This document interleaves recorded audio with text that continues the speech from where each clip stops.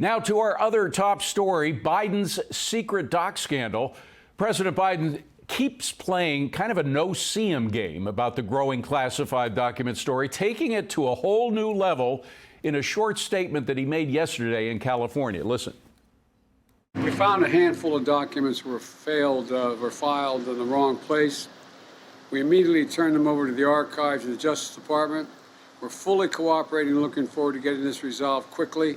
I think you're going to find there's nothing there. I have no regrets. I'm following what the lawyers have told me they want me to do. It's exactly what we're doing. There's no there. So, folks, there's nothing to see here, just a handful of documents that were filed in the wrong place.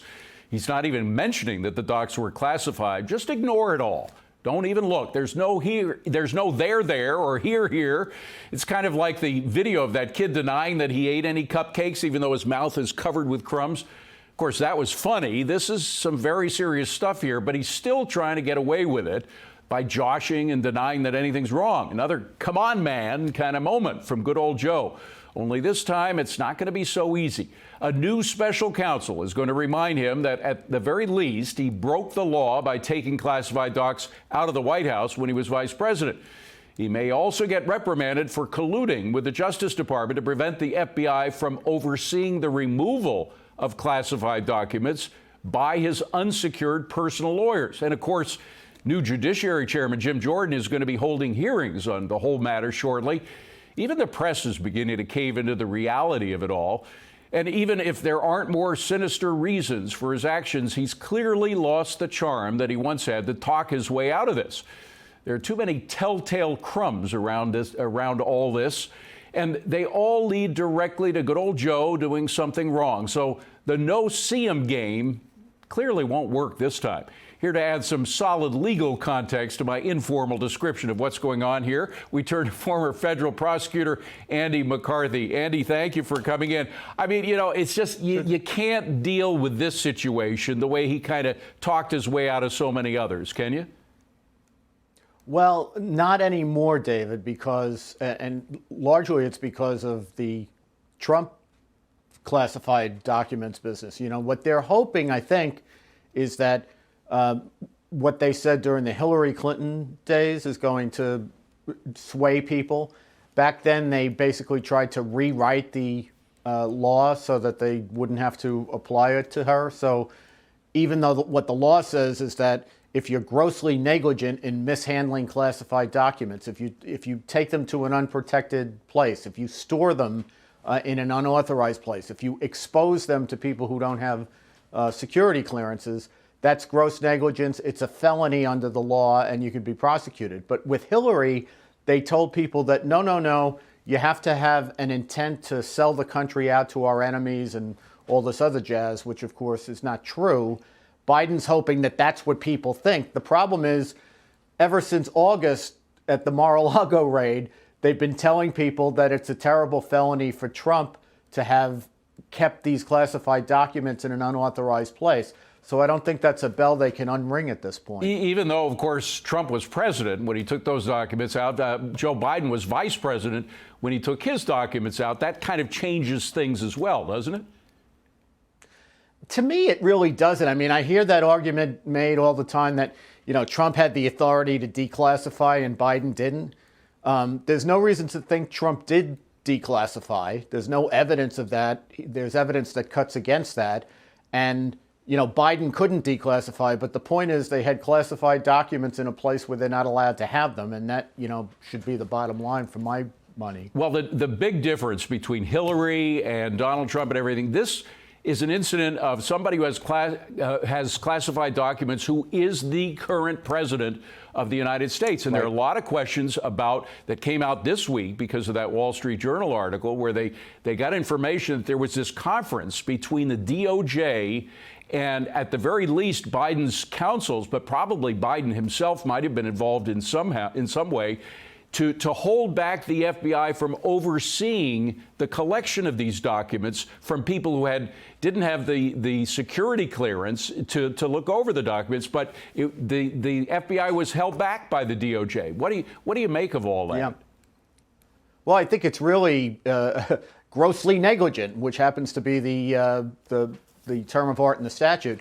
It's ironic because what the Justice Department is investigating is the crime of being grossly negligent in mishandling classified documents, yet they knew that there were documents. They had reason to believe there were other documents in other Biden locations.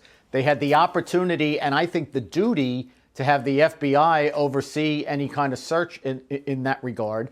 I'm fine with the idea that it would have been rash of Garland to do a search warrant at that point, because this was all unfolding and new.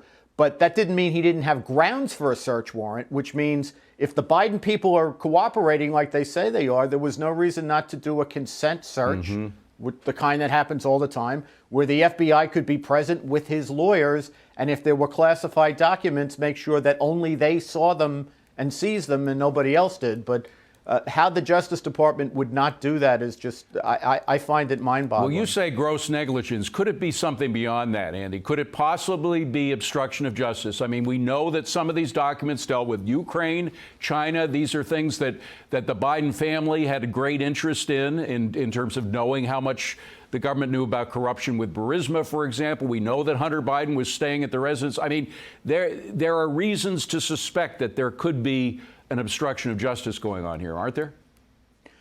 Well, you have to have a judicial proceeding that it's relevant to for it to be obstruction of justice. So I don't know, interfering with intelligence operations is a bad thing to do, but it's not obstruction of justice.